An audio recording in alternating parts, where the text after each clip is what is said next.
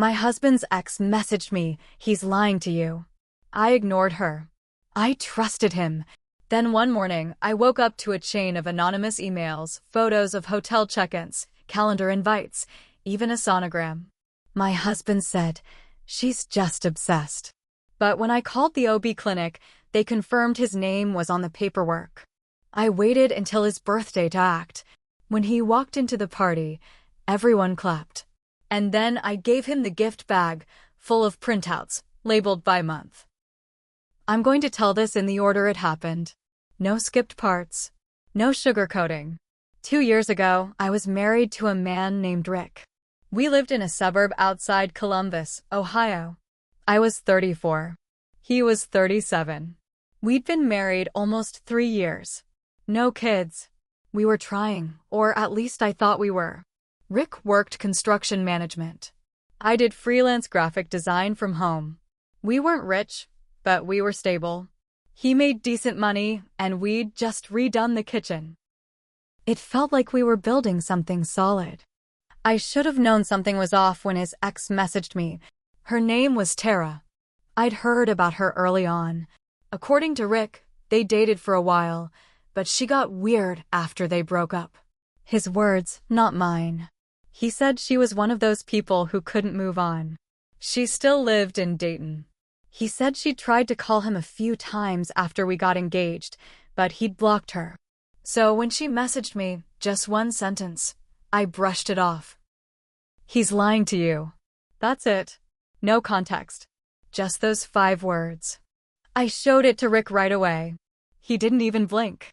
He took my phone, blocked her number, and handed it back like it was nothing. She's nuts, he said. Do not give her any attention. I didn't. I trusted him. I really did. A month passed. Everything felt normal. We went out to dinner a few times. He brought me coffee in bed once. Told me I looked pretty when I got dressed up for my niece's birthday. We even had sex a few times. Nothing felt wrong. Then one morning, I woke up around 6 a.m. Rick was already gone, said he had an early site meeting. I grabbed my laptop, sat up in bed, and saw the emails. No subject lines. No explanations. Just a string of anonymous messages, each with attachments. I clicked the first one. Hotel receipt. His full name. Holiday Inn Express, 2 nights. Dayton. I clicked the second. Screenshot of a calendar app. Recurring appointment every 3rd Friday of the month. Title. T. Appointment. Location. West Side Women's Clinic. I clicked another. A dinner bill. 2 entrees, 1 cocktail, 1 sparkling water. From a restaurant I'd never been to. Date was from when he said he was in Cincinnati for a training weekend. It went on and on. 12 emails total. Each one with 2 to 3 attachments. Dates, receipts, photos. Gas station charges. Lyft rides. A selfie of him in a hotel mirror I'd never seen before. Then the last email. A sonogram. The image was dated 2 weeks earlier. There was a sticky note scanned beside it that read, "Can we name her Lily?" I sat in bed, completely still. For a few seconds, I couldn't move. I thought maybe it was a prank. My mouth went dry. I didn't cry. Not yet. Rick got home around 6 p.m. that night. I was still in the same clothes from the morning. "Hey," he said, walking in with his backpack over one shoulder. "You okay?" I turned the laptop toward him. His eyes flicked over the screen. He tensed up, but didn't flinch. "What is this?" "I got these in my email this morning." He studied the sonogram. "That bitch," he said. "I told you she was obsessed. This is fake. Your name is on everything, Rick. She must have used my name without permission. She has my old info. Probably just trying to get in your head." I didn't say anything. I stared at him. "You believe this?" he said, louder now. "I called the clinic," I said quietly. His mouth opened, then shut. "I talked to someone. They said you've attended 3 appointments. You're listed on the paperwork." He didn't say a word. I told him I needed space. He didn't fight me. He left. took his work phone, his laptop, and said he'd stay at a motel until we could calm down. The next morning, I didn't call my mom. I didn't call my best friend. I called a lawyer. Not to file. Just to understand what I was entitled to. Then I started digging. Not just through emails, but paper trails. I went through our joint bank account. I pulled up credit card statements. I even dug out old calendars I'd saved and started matching up dates. Every weekend he said he was working out of town. He was either in Dayton or making charges near there. Restaurants, gas, pharmacy runs. The lawyer told me not to confront him again. Not yet. So I didn't. I played along. We made up a few days later. He moved back in. Said he was sorry things got heated. I said I understood. I told him I loved him. He said it back. But I kept collecting evidence. For 3 months, I made folders. 1 per month. Each one with tabs, hotel, clinic, meals, photos, texts, statements. When he said he had a last-minute weekend project in Toledo, I said no problem. Then I followed him. He wasn't in Toledo. He was in Dayton. Same hotel. I watched him walk into the building with Tara. I took pictures. Then I went home, waited, and acted like I didn't know. His birthday was coming up. He wanted a party. Something big, he said. I said, let me handle it. He was thrilled. Said I was the best wife in the world. I booked the back room of a bar downtown. Invited 40 people, friends, coworkers, a few of his cousins. The plan was simple. Everyone would arrive early. He'd show up last. We'd all yell, surprise. What he didn't know was that I had one more surprise. That night, I got there early. Set up decorations. Laid out snacks. I handed a small white gift bag to my friend Rachel. Don't give this to him until I say. She looked confused. What's in it? His real birthday present. When Rick walked in, the room exploded in cheers. He acted shocked. Grinned wide. Hugged a few people. Gave me a kiss on the cheek. Wow, he said. You went all out. I took the mic near the cake table. Before we cut the cake, I said, I want to give Rick his present. I've been working on this for a while. I really hope he appreciates how much effort went into it. Rachel stepped forward and handed him the bag. He looked confused but smiled. Reached inside. Pulled out the first folder. It said January. He opened it. Pulled out a receipt. A photo. A Lyft ride summary. People around us got quiet. He pulled out February. Then March. By April, his hands were shaking. What the hell is this? He said. It's a scrapbook, I said, of every time you lied to me. Every weekend you spent with Tara. Every clinic visit. Every charge you made behind my back.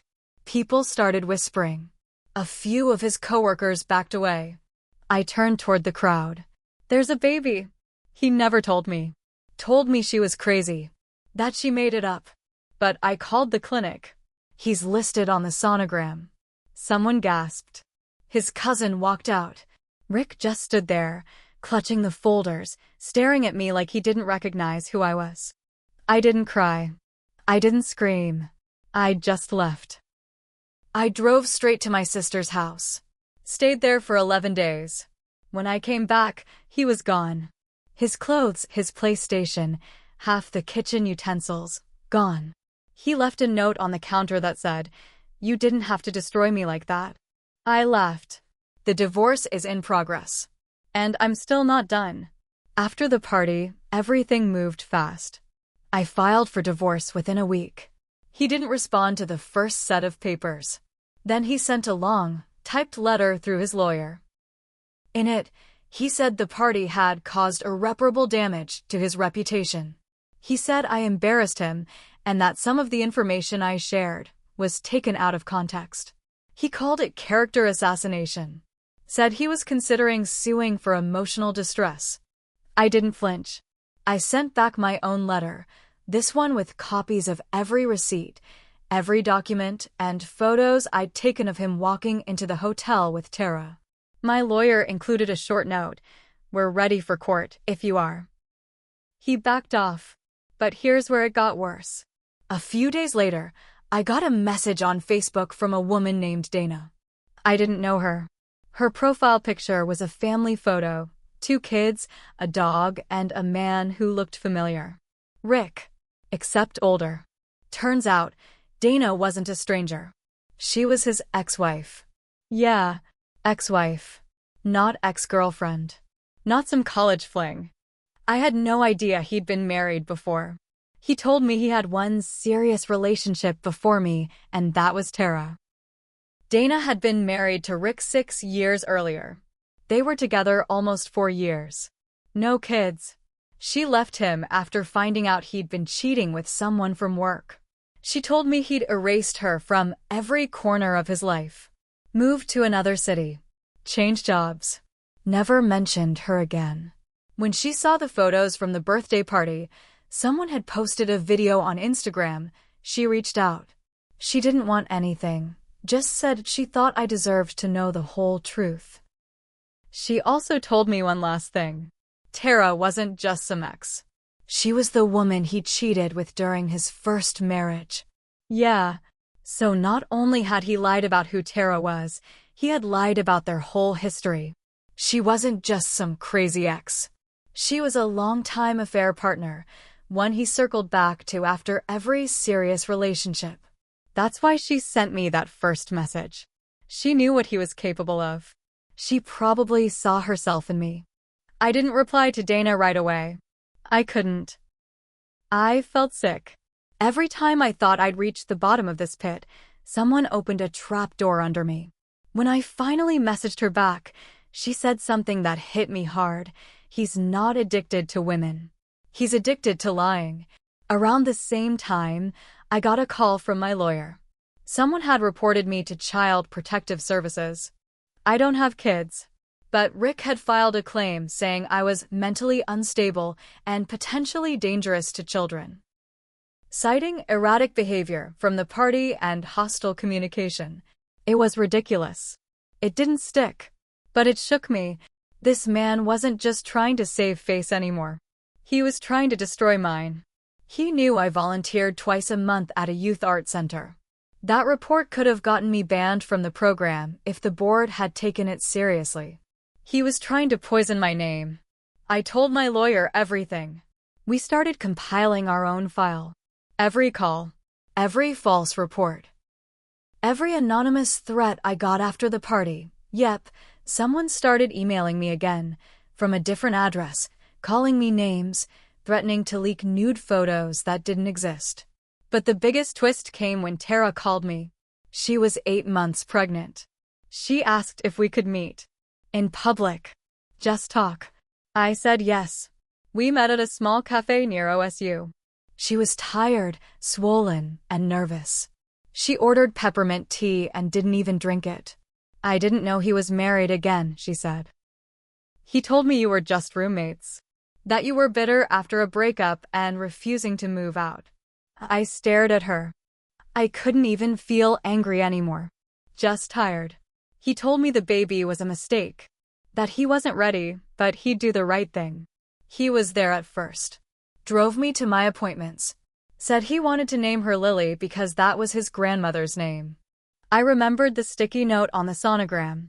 He stopped answering my texts after that night, she said. The night of the party. He moved out. He hasn't called since. And she's due in 2 weeks. She was crying now. Quiet, soft tears. The kind you cry when you're out of strength. I asked her, do you have anyone else? She shook her head. That's when I made a decision I didn't think I'd ever make. I gave her my number. I told her I'd go with her to the next appointment if she needed someone. I told her I wasn't doing it for him. I was doing it because I couldn't stand to see another woman left behind by the same man. And I told her something else. I don't think we've seen the last of him. 3 days after meeting Tara, she called me around 11 at night. I could hear wind in the background and panic in her voice. He showed up, she said, at my apartment. He was banging on the door. I was already grabbing my keys. She lived in a small complex just off I-70. When I got there, Rick was already gone.